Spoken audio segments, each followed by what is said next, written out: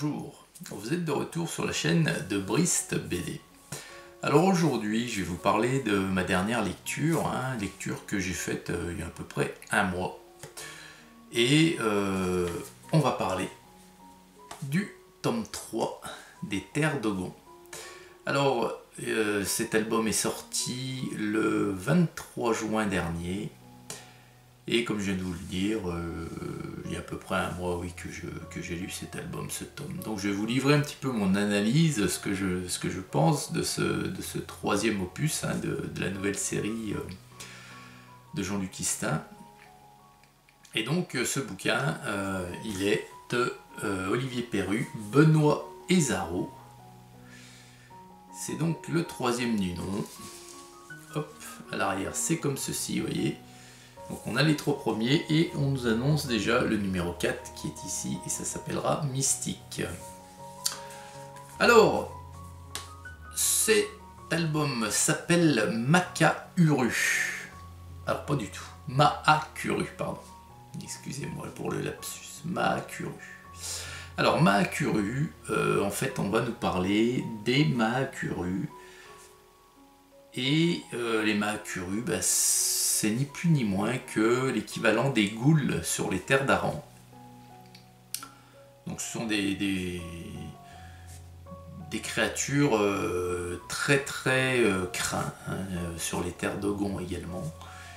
Et ces Mahakuru, eh bien, elles vont attaquer la cité de ce chef-là, Juka Eyo, il s'appelle.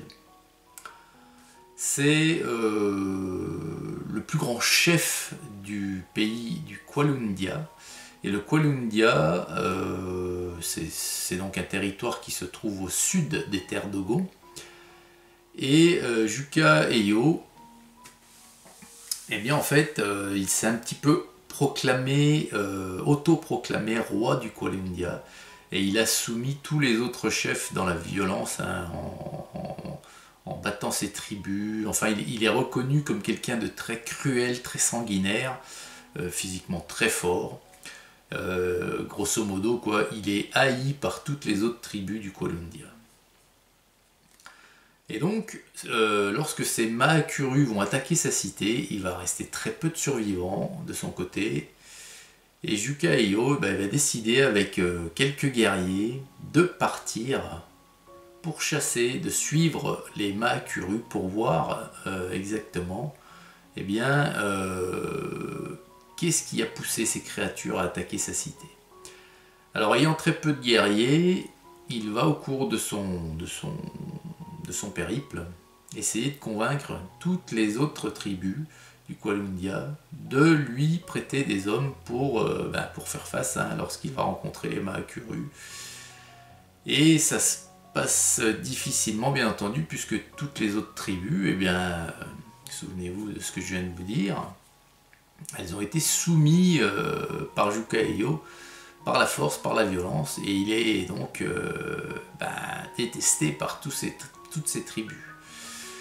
Donc cette aventure du troisième opus des Terres d'Ogon, ça va se passer de cette façon-là. Ça va être le périple de Juka Eyo et de ses guerriers qui vont partir c'est en Encarda, je crois, en Akarda, pardon, la terre d'origine des Mahakuru, pour y découvrir qu'est-ce qui a poussé ces créatures-là à attaquer sa cité. Alors c'est encore un tome qui est très bien. Moi je l'ai aimé. Alors c'est celui que j'ai le moins aimé des trois jusqu'à présent. Alors je m'explique pourquoi. Tout simplement parce que il n'y a pas de surprise. Le scénario est basique, quoi, finalement. On sait dès les premières pages où on va arriver, sans connaître le dénouement bien entendu, mais on sait que Juka Eyo, il va partir de chez lui, et tout le long du bouquin, sa quête, son but, c'est de retrouver l'origine qui a poussé les Mahakuru à attaquer sa cité. Donc c'est ça le scénario, grosso modo. Alors après, c'est servi bien entendu par d'excellents dessins, par des scènes de bataille superbes. c'est toujours un petit peu gore, violent. C'est toujours dépaysant par rapport aux terres d'Aran, c'est pas du tout les mêmes paysages, les mêmes décors.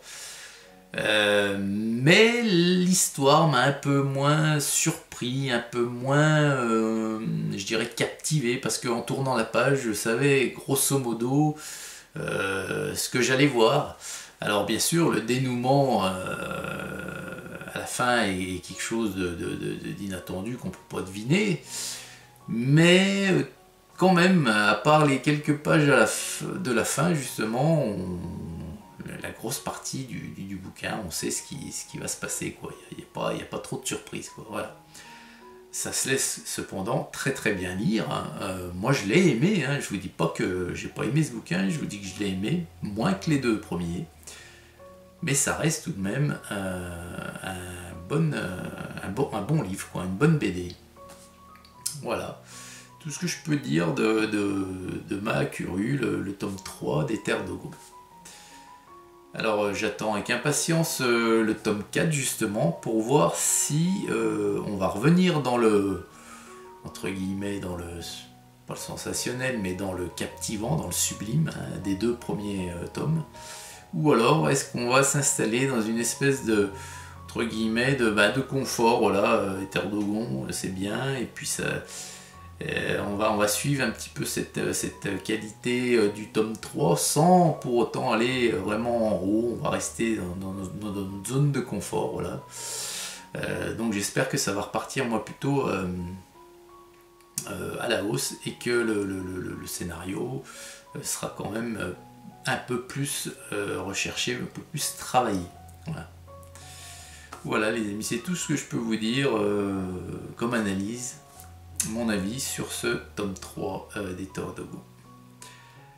Eh bien j'espère que cette petite vidéo très rapide vous aura plu, vous aura quand même donné quelques réponses sur ce tome 3 si vous vous posiez certaines questions. Je vous souhaite une excellente journée et puis je vous dis à très vite hein, pour une prochaine vidéo sur la chaîne de Brist BD. Allez, au revoir!